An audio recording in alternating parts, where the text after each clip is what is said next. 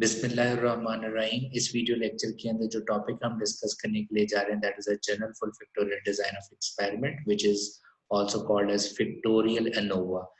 Because why we are saying factorial ANOVA, क्योंकि जब हम डिस्कस कर रहे थे टू वे एनोवा तो हमने देखा था कि हमारे पास जो रिस्पांस वेरिएबल होता है that is Y I J L, that is a response variable that is in terms of, अगर हम आईपीओ डायग्राम की सेंस में लिखें कि हमारे पास इनपुट फैक्टर्स जो है वो दो हैं, one is x1 and other is x2 let's say, and response variable is y, right. So this response variable is a quantitative variable और हमने कहा कि उसको हम लिख सकते हैं with y I j l, y where I is basically representing factor ith value, j is representing second factor level value और l जो है वो आपकी इंडिकेट कर रहा था कि आपने कितनी दफा एक्सपेरिमेंट्स को रिपीट किया है। So then we have the total mu, we have tau I, we have beta j that is representing factor A, factor B, plus we have the interaction that is tau into beta ij plus error. So that was two-way ANOVA model, right? और हम देख रहे होते थे कि आपके पास जो है वो कौन सा फैक्टर आपके रिस्पांस वेरिएबल को अफेक्ट कर रहा होता है। So when we are discussing the two way ANOVA तो हम ये कहते थे कि फैक्टर्स दो हैं but every factor we have as many level as possible. So जितने मर्जी इनके फर्दर लेवल्स हो सकते हैं। सो आज के टॉपिक में हम इसी चीज को एक्सटेंड कर रहे हैं कि अगर हमारे पास दो फैक्टर्स की बजाय फैक्टर्स जो हैं वो ज्यादा हो जाए, so maybe 3, maybe 4, maybe 5। आज के लेक्चर के अंदर हम जो डिस्कस कर रहे हैं वो हम डिस्कस कर रहे हैं कि अगर हमारे पास जो फैक्टर्स हैं वो 3 हो जाए, ओके। सो 3 फैक्टर के लिहाज से जो है वो अगर हमने एनोवा इक्वेशन लिखनी है तो वो क्या आ जाएगा, वाई आई जे के L. So where I J के एल जो है वो आपके एवरी फैक्टर को इंडिकेट कर रहा है। So this is factor A, this is factor B, this is factor C, और एल जो है वो इंडिकेट कर रहा है how many time you are repeating the experiment. So this is the grand average, this is tau I is factor A average, factor B average, factor C को indicate कर रहा है, okay। Then we have the interactions of IJ, or you can say AB, AC, BC, and all three, and plus error, right? So these are basically, you can say this is basically factorial ANOVA equation. So why we are saying factorial? Because अभी हमारे पास जो है अगर 3 factor या 4 factor या 5 हो जाए तो उनके ऑल कॉम्बिनेशंस का हमने इफेक्ट देखना होता है आपके रिस्पांस वेरिएबल के ऊपर। Okay, as you know that कि जब भी हम अनोवा इक्वेशंस को यूज कर रहे होते हैं या अनोवा एनालिसिस को कर रहे होते हैं, सो हमें एक अनोवा टेबल प्रिपेयर करना होता है और अनोवा टेबल को प्रिपेयर करने के लिए हमें जो है वो सम ऑफ स्केयर्स कैलकुलेट करने होते हैं, जिनमें हमें total sum of squares calculate करने होंगे और एवरी फैक्टर्स के अगेंस्ट हमें सम ऑफ स्केयर्स कैलकुलेट करने होंगे, एज वेल एज इंटरेक्शंस के अगेंस्ट कैलकुलेट करने होंगे और एज वेल एज एरर का सम ऑफ स्केयर भी कैलकुलेट करना होगा। सो इन 3 वे अनोवा यू कैन से मीन जब 3 फैक्टर्स हो जाएं तो उस वक्त हम टोटल सम ऑफ स्केयर जो है वो कैसे कैलकुलेट कर रहे होंगे। This is a formula. So मैं इसको क्विकली फार्मूलाज को आपको शो कर रहा हूँ। सो जब हम एग्जांपल कर रहे होंगे तो वहां पे आपको जाके मजीद क्लियर हो जाएगा, क्योंकि यहाँ पे हमारे पास क्या S S T mean total sum of square, so which mean we are summing the observation with respect to factor A that is I J K, और एल अगेन इंडिकेट करे जैसे मैंने को पहले बताया आपके number of time of we are repeating the experiment. So हमें every observation का स्क्वायर लेना है minus, so this is indicating the basically the grand total, right? So y triple dot 4 dots is indicating the grand total. So 4 dot is again for I, J, K and L के point of view से वो हमें indicate कर रहा है, जबकि small ए indicate कर रहा है कि आपके फैक्टर ए के टोटल कितने लेवल्स हैं, बी इंडिकेट कर रहा है फैक्टर बी के टोटल कितने लेवल हैं, सी इंडिकेट कर रहा है फैक्टर सी के कितने टोटल लेवल्स हैं, and N is indicating how many time we are repeating the experiment. Okay, similarly we need the sum of square with respect to factor A. Similarly we need the sum of square with respect to factor B. So जब हम factor A के लिहाज से sum of square calculate करेंगे, so formula क्या है 1 over BCN, mean factor B के number of levels total, factor C के number of levels, how many time we are repeating the experiment, and we are doing the sum against factor A, okay, और उनके हम जो है वो squares कर लेंगे और again टोटल के पॉइंट ऑफ व्यू से आ जाएगा। Similarly for B, similarly for C. और जब हम टू फैक्टर के पॉइंट ऑफ व्यू से उनका इंटरेक्शन का सम निकाल रहे होंगे, so that mean we need sum with respect to A B. So अब यहाँ पे हमारे पास क्या है, जो फैक्टर बाकी बच गया वो सी बच गया, सो 1/c into number of time we are repeating the experiment, and this is a formula for factor AB के sum of square को निकालने के लिए। इसी तरीके से for AC, similarly for BC, right. और जब हमने तीनों के इंटरेक्शन के पॉइंट ऑफ व्यू से सम ऑफ स्क्वायर निकालना है, so उसका फॉर्मूला हमारे पास क्या आ जाएगा, 1/n, that means how many time we are repeating the experiment, so sum against all the values and then total sum का square over divided by a b c into n, minus हम कर देंगे जो individual के sums हैं और interactions के सम है, तो वो हमारे पास sum of square of total आ जाएगा। और एट द एंड जब हमने एरर निकालना है तो हम क्या कर देंगे, टोटल में से माइनस कर देंगे हमारे अपने जो सब totals of A B C हैं। सो ये मजीद इसकी कैलकुलेशन जो है वो क्लियर हो जाएगी जब हम जो है वो एग्जाम्पल को डिस्कस कर रहे होंगे। सो ये हमने क्विकली उनके फॉर्मूलाज को देख लिए। अब हमने बेसिकली इन द एंड ये जो फॉर्मूलाज के जरिए हम सम ऑफ स्क्वायर्स निकाल रहे हैं, ये क्यों निकाल रहे हैं, क्योंकि एट द एंड हमें एनोवा टेबल प्रिपेयर करना है। एज यू नो दैट कि एनोवा टेबल के लिए हमें जो चीजें चाहिए होती हैं, that is sources of variation, mean कौन कौन से फैक्टर्स जो हैं जो कि आपके वेरिएशंस की रीजन बन रहे हैं इन अ रिस्पॉन्स वेरिएबल, और यू कैन से दैट कि कौन कौन से फैक्टर आपके रिस्पॉन्स वेरिएबल को अफेक्ट कर रहे हैं। सो हमें सम ऑफ स्क्वायर्स का कॉलम आ गया, डिग्री ऑफ फ्रीडम्स हमने लिख लेने, so these are the degree of freedoms with respect to mean effect. So mean effect mean के जब हम सिंगल फैक्टर कंसीडर कर रहे हैं, interaction effect so with respect to two factors, and interaction effect with respect to all three factors. Okay, so this is error's degree of freedom, this is total. Okay, and then हम calculate कर रहे थे mean square. So mean square हम कैसे निकालते हैं, sum of square divided by degree of freedom, sum of square divided by degree of freedom, तो वो हमारे पास mean squares आ जाते हैं। एंड सो फिलहाल हमें इनोवा में ये रिक्वायर्ड नहीं होता, that is just expected value. So हम फैक्टर ए का जो एफ टेस्ट स्टैटिस्टिक कैलकुलेट करेंगे वो क्या आ जाएगा, mean square of factor A divided by mean square of error. इसी तरीके से mean square of factor B divided by mean square of error and so on, right.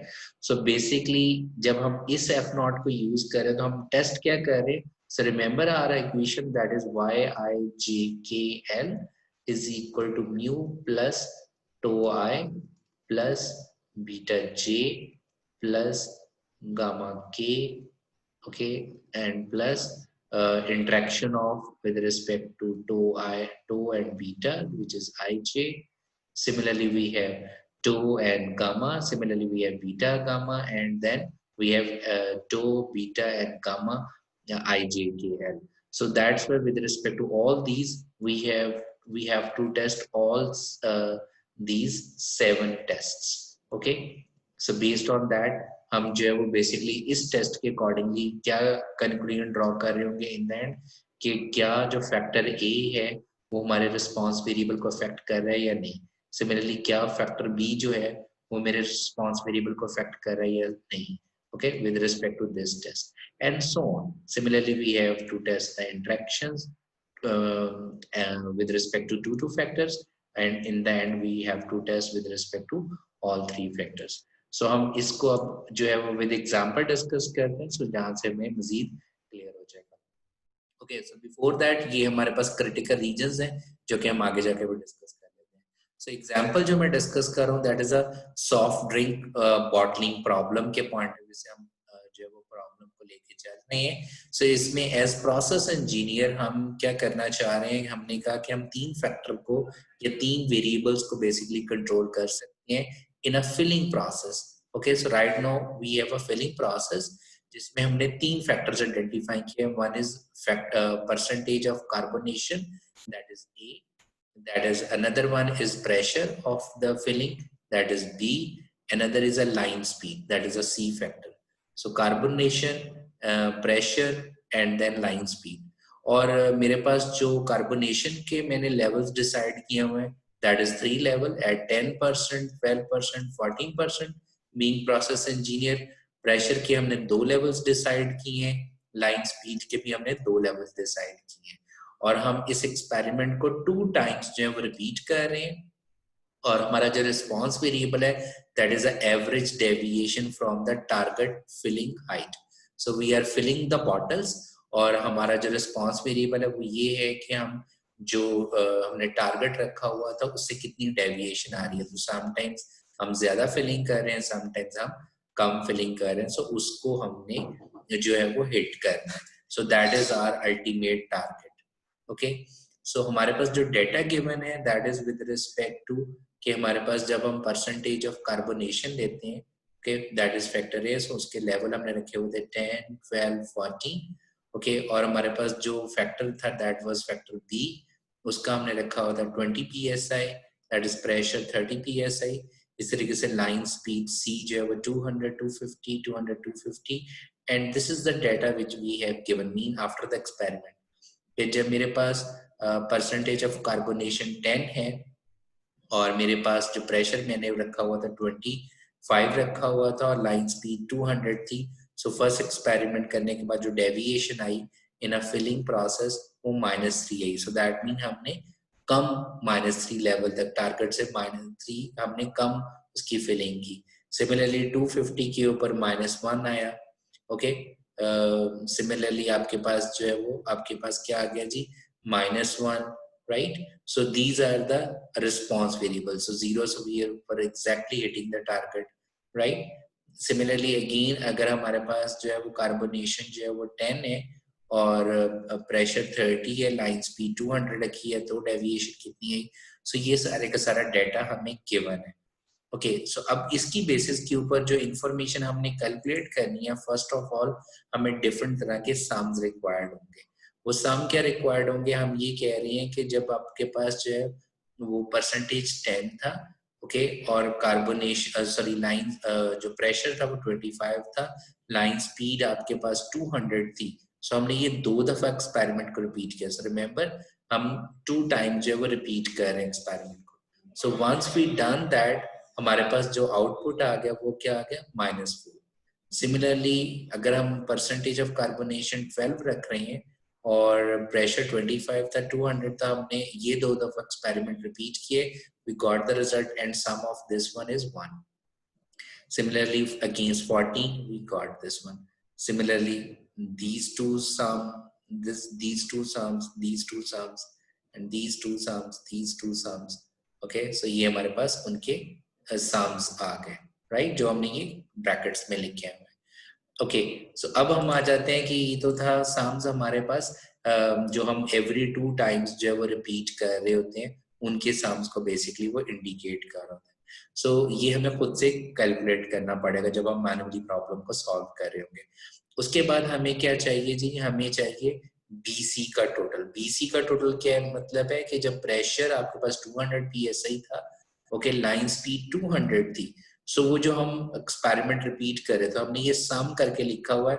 So that mean 25 और 200 के अगेंस्ट इनका सम. सो सिंपली आपने इस column को जमा कर लेना या ये जो आपके पास सम आया हुआ है. सो अगर हम इनको जमा करें तो हमारे पास क्या आ जाएगा 6, इनको अगर हम जमा करें तो क्या आ जाएगा 15, इनको अगर हम जमा करें तो 20 और इनको अगर हम जमा करें तो हमारे पास क्या आ जाएगा जी 24. Okay, is it 24, 34. Okay, okay, उसके बाद हमारे पास क्या है कि जी हमें जो टोटल चाहिए वो क्या चाहिए, हमें चाहिए y dot J dot dot. So y dot J का क्या मतलब है, फैक्टर b के against total sum. So factor b के अगेंस्ट टोटल सम का क्या मतलब है, इन दोनों कॉलम्स का सम. सो वो हमारे पास ऑलरेडी है, दैट इज 6 और 15. सो इन दोनों को जमा करेंगे तो फैक्टर b 25 के अगेंस्ट टोटल सम आ गया 21. इस तरीके से फैक्टर b के टोटल के अगेंस्ट हमारे पास सम आ गया 54. ओके जी, that is this one. Similarly अब हमारे पास क्या है जी, फैक्टर a के अगेंस्ट हमें सम निकालना है. सो फैक्टर a के अगेंस्ट अगर हमें सम निकालना है तो वो हम कैसे निकाल सकते हैं, that is simply adding these values, this -4 plus -1 plus -1 plus 2 we will get -4. Then 1 plus 3 plus 5 plus 11, 20. Similarly, we will get 59 against factor A. Okay, so अब अगर हमें factor C के against निकालना है तो वो क्या आ जाएगा, so factor C that is 200, that is 6 plus factor C is 200 which is 20. So that means 20 plus 6 26 आ जाएगा. Similarly factor C 250 के gives 15 plus आपके पास जो next value है that is basically वो क्या आ जाएगी, वो आ जाएगी 15 plus 34 that would be equal to हमारे पास आ जाएगा 49. Okay ji, so this is the way we will get the sum of factor A, that sum of factor B, sum of factor C. हमारे पास ये डेटा वैल्यूज हमने जो है वो कैलकुलेट कर ली.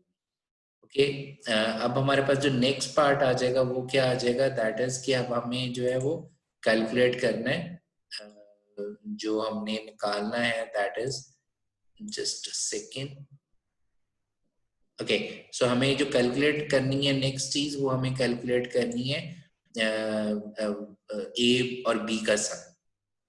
सो ए और बी का सम हमारे पास क्या आ जाएगा, दैट इज कि जब हमारे पास फैक्टर ए 10 है, के फैक्टर बी हमारे पास जो है वो -25 है, तो हमारे पास सम क्या आ जाएगा, that is -4 plus -1 that is -5 हमारे पास आ जाएगा. नेक्स्ट 30 के अगेंस्ट क्या आ जाएगा, -1 और 2. ओके, सो वो क्या आ जाएगा जी, +1. सिमिलरली हमारे पास जो है वो क्या आ जाएगा नेक्स्ट पर, दैट इज इंडिकेटिंग के मेरे पास जो है वो अगर 12 है, ओके, तो वो क्या आ जाएगा आपके पास 1 + 3 4. ओके, इसी तरीके से नेक्स्ट क्या आ जाएगा 12 के अगेंस्ट 30 के अगेंस्ट, क्योंकि ए बी का सम ले रहे हैं तो 5 + 11 16 हमारे पास आ जाएगा.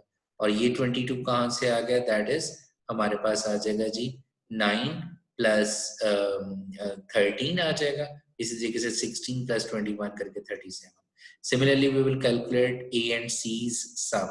So A और C का क्या है, जब 10 है और हमारे पास C 200 है which is -4 and then C's 200 -4 is -1. So let me remove these signs. Okay, so again 10 -4 -1. So this is -5. Next हमारे पास क्या आ जाएगा जी, sorry, -1 + 2 is +1. नेक्स्ट हमारे पास क्या आ जाएगा जी, +1 और 5 6 आ जाएगा, क्योंकि right now we are summing with respect to AC. इसी तरीके से हमारे पास क्या आ जाएगा 12 के अगेंस्ट 3 + 11 14 हमारे पास आ जाएगा एंड सो ऑन. सो हमने ये देख लिया कि हम अपने इस डेटा सेट के जरिए एक इंडिविजुअल फैक्टर वाइज कैसे सम निकालेंगे, क्योंकि ये वैल्यूज आगे यूज होंगी. इसी तरीके से हमने इंटरेक्शन वाइज भी देख लिया कि वो हम किस तरीके से करेंगे. आई होप ये क्लियर हो गया. अब हम जो है वो क्वेश्चन को सॉल्व करने के लिए जा रहे हैं. सो सबसे पहले एनोवा टेबल बनाने के लिए हमें सम ऑफ स्क्वायर्स चाहिए. Okay, so sum of square of total हमने कैलकुलेट करना है. उसका क्या मतलब है कि मुझे every value, so YIJKL every experiment की आउटपुट को इंडिकेट कर रहा है. उसका क्या मतलब है, दैट मीन -3 का स्क्वायर प्लस -1 का स्क्वायर प्लस 0 का स्क्वायर प्लस 1 का स्क्वायर प्लस 5 का स्क्वायर प्लस 4 का स्क्वायर. इसी तरीके से -1 का स्क्वायर, 0 का स्क्वायर, 2 का स्क्वायर प्लस हम करते चले जाएंगे. सो ये जो एवरी इंडिविजुअल एक्सपेरिमेंट है इसका हमने स्क्वायर ले लेना है और तमाम वैल्यू को जमा कर लेना है. तो वो हमारे पास क्या आ जाएगा 71 माइनस y 4 डॉट्स का मतलब क्या है, that means grand sum. So grand sum mean हम इन तमाम वैल्यूज को अगर हम जमा करें तो वो हमारे पास 75 आएगा. या इन शॉर्ट हम y I triple dot already calculate कर चुके हैं which is basically factor a के अगेंस्ट सम. इनको भी अगर हम जमा करें तो भी 75 आएगा. एंड सिमिलरली अगर हम इनको भी जमा करें which is against factor b तो भी यही आएगा. या अगर हम इनको भी जमा कर लें तो भी 75 ही हमारे पास आएगा. So by the way this is grand total कि हम क्या करते हैं तमाम वैल्यूज का को अगर हम जमा कर लें तो वो हमारे पास जो है वो 75 आ जाएगा. सो 75 का स्क्वायर.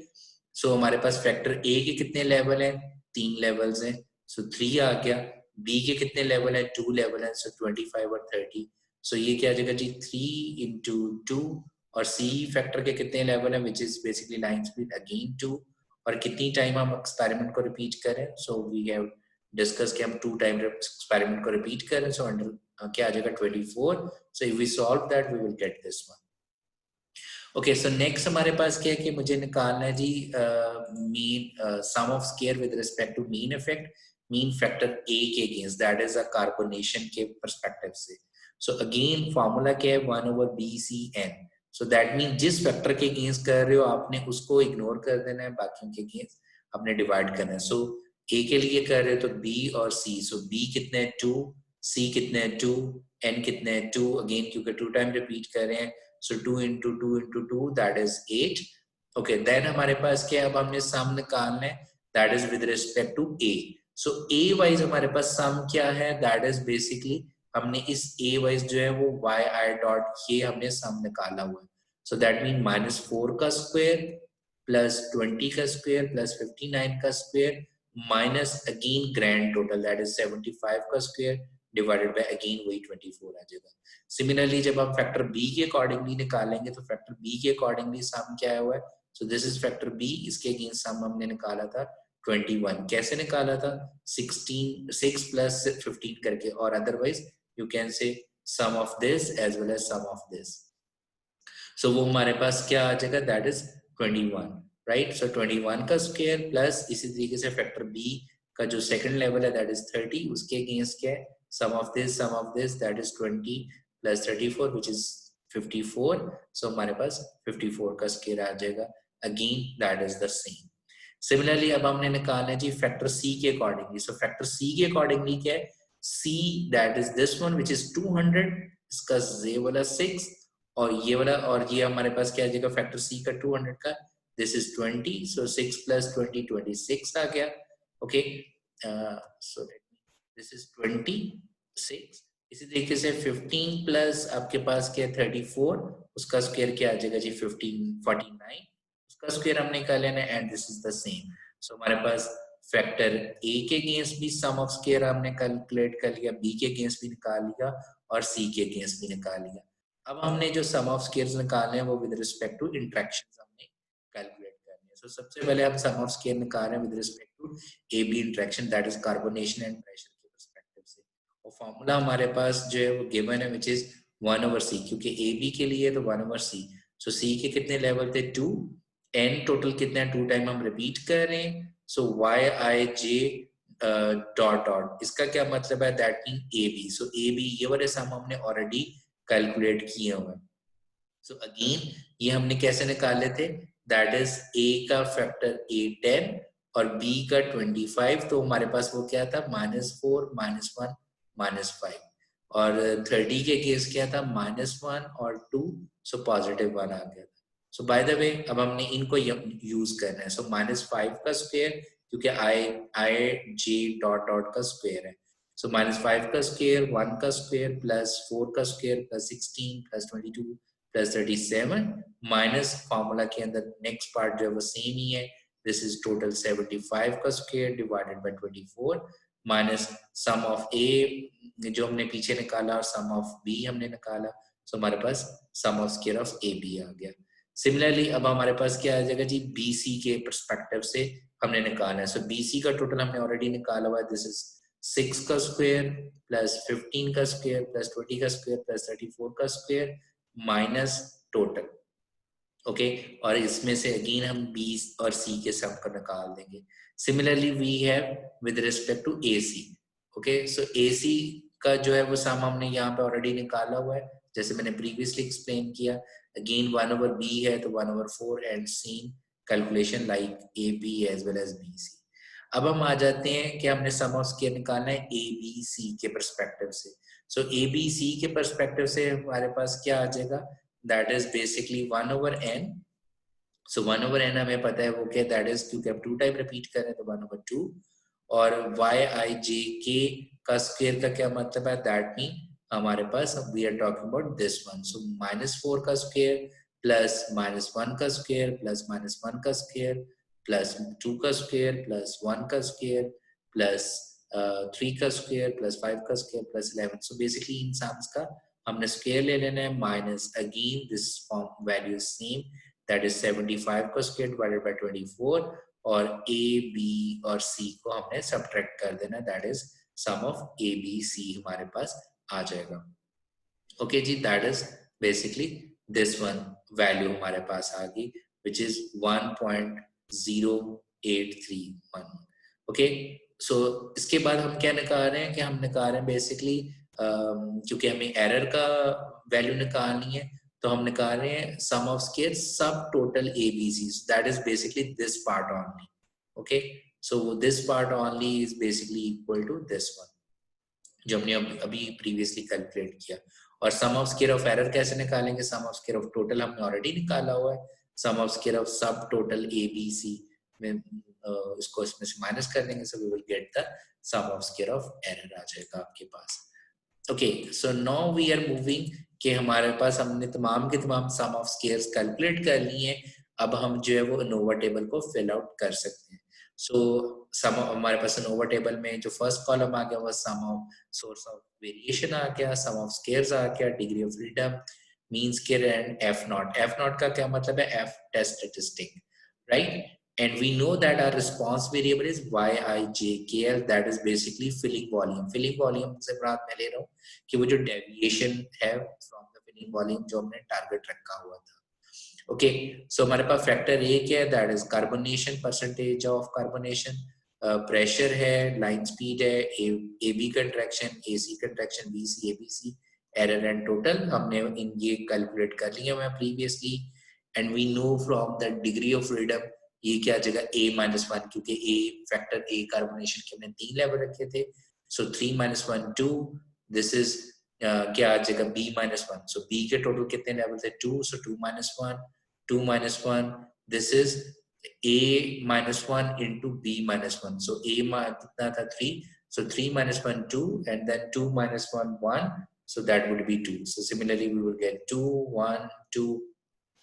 और एरर का हमारे पास क्या है? a into B into C into n-1, सो a है 3 मल्टीप्लाई बाय b 2 था, c 2 था और n b 2 था क्योंकि b 2 टाइम्स कर रहे थे, सो 2-1 वो 1 हो जाएगा, सो आंसर क्या आ जाएगा जी? 12। एंड टोटल का हमारे पास है that is a b c n-1, right? So which is total 24-1, सो 23 आ जाएगा। सो मीन स्क्वायर क्या आ जाएगा? This divided by this, then this divided by this we will get this, this divided by this we will get this, and so on, so this is mean square of it, mean sum of squares। okay, so then हमारे पास क्या आ जाएगा जी? हमने f not निकालना है। f not निकालने का फॉर्मूला क्या है for factor a? 126.375 divided by errors mean square, so हमारे पास फर्स्ट f नॉट आ जाएगा। फॉर फैक्टर b क्या आ जाएगा? 45.75 divided by this, we will get this। Similarly for factor c, this divided by error and so on। ठीक है, सो तमाम के मीन स्क्वायर को हम एरर से डिवाइड करते जाएंगे, उनके कॉरस्पॉन्डिंग हमारे पास एफ टेस्ट स्टैटिस्टिक की वैल्यू आ जाएगी। ओके, सो नेक्स्ट में अब हमने क्या करना है? यूजिंग द क्रिटिकल रीजन हमने जो है वो डिसीजन करना है कि कौन सा फैक्टर जो है वो सिग्निफिकेंटली इफेक्ट कर रहा है। सो हमारा जो अनोवा मॉडल है उसकी तरफ अभी मैं आता हूँ। सबसे पहले हम क्रिटिकल वैल्यू निकाल लें। सो अल्फा जो है वो मैं अज्यूम कर रहा हूँ, सो मेरे पास for this test statistic, so that mean right now हम टेस्ट क्या कर रहे हैं कि फैक्टर ए, टू आई किसको रिप्रेजेंट कर रहा है? Factor A is equal to 0। इसका मतलब ये है कि हम ये कह रहे हैं कि हम टेस्ट करना चाह रहे हैं कि क्या इस फैक्टर का कोई सिग्निफिकेंट इफेक्ट है या नहीं है। Okay, so is equal to 0 mean has no effect, right? So अगर 0 के अलावा है तो दैट मीन इफेक्ट है। सो एच नॉट हमारे पास यहाँ पे ये है कि फैक्टर ए का कोई इफेक्ट नहीं है, जबकि ऑल्टरनेटिव क्या है? फैक्टर ए इफेक्ट करता है आपके रिस्पांस वेरिएबल को। Okay, that mean that is not equal to 0। So हमारे पास जो क्रिटिकल रीजन क्या आ गया? F naught greater than F alpha a-1 comma that is error. Okay, for इसी तरीके से फैक्टर बी के लिए क्या आ जाएगा? Alpha b-1, that mean factor b's degree of freedom, or this is for error. Same is for c, same is for ab, so this is ab's degree of freedom, this is for error, right? Similarly for ac, similarly for bc और error, और ये तीनों के तीनों factors का degree of freedom mean A B C के interaction का degree of freedom और एरर्स डिग्री ऑफ फ्रीडम। अब हमने करना क्या है? क्योंकि अल्फा 0.05 रखा गया है तो 0.05, सो फैक्टर ए के लेवल कितने थे? 3, सो 3-1 वो क्या आ जाएगा? 2, और ए के हैं 3 फैक्टर, 3 लेवल्स, बी के भी 2 लेवल्स, सी के 2 लेवल्स, और एन रिपीट हम कितनी दफा कर रहे हैं? 2, तो आपके पास क्या आ जाएगा? हमने टेबल में 0.05 टेबल F टेबल में 2 में हमने किसको देखना है 12 को, क्योंकि इसका आंसर क्या है 12। तो अगर मैं आपको शो करवाऊं तो वो हमारे पास क्या आ रहा है, that is basically F table में, if you can see this table, let me increase the size. Okay, so this is 0.05, so हमारे पास degree of freedom क्या है, that is basically 2. Okay, और V2 क्या है, that is 12. so इसके against जो value आ रही है that is 3.89. Okay, so वो हमने जो है वो value यहाँ पे लिख ली, that is 3.89. और यहाँ पे F नॉट की वैल्यू की थी, that is this one. So this condition, if this condition is true, तो हमारा conclusion क्या होता है, reject H नॉट.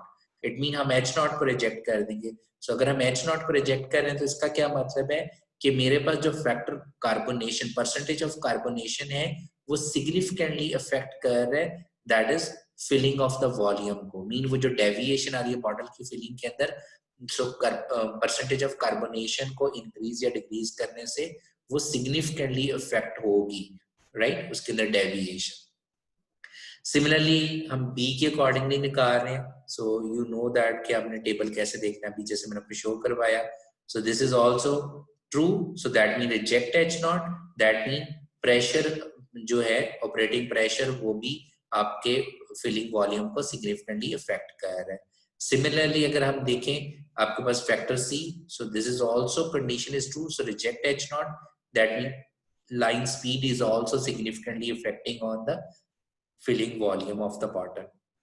जबकि हम जब AB के इंटरेक्शन में आते हैं तो AB के इंटरेक्शन में this is not true. Okay, so that means accept H naught.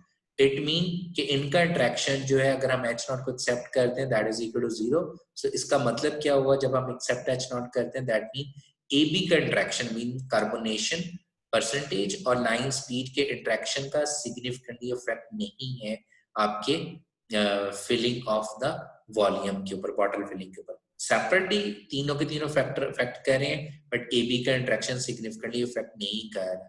इसी तरीके से AC का फैक्टर जो है वो सिग्निफिकेंटली इफेक्ट नहीं कर रहा. Similarly because this is false again accept H naught mean B और C is not significantly affecting. Similarly, this is also false. That means except H naught mean तीनों के तीनों इंटरेक्शन का significantly effect नहीं आ रहा. So हम conclusion क्या निकालते हैं? So जो हमारा equation का मॉडल बन गया, so which mean कि हमारे पास जो equation थी ANOVA की, वहां से हम ये कर सकते हैं कि आपके पास ये जो equation आई हुई है इसमें only these factor can be considered, right? That is this one, right?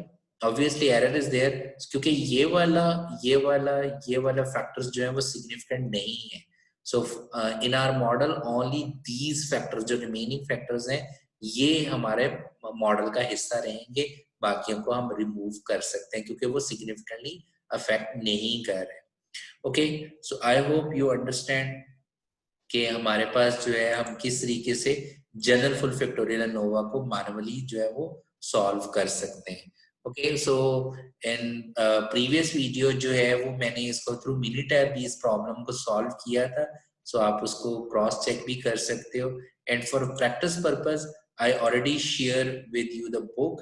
सो आपने design and analysis of experiment 9th edition जो मंटगमरी की है उसके चैप्टर नंबर 5 का you can try question number 5.23 as well as 5.24. Thank you so much. See you in the next lecture.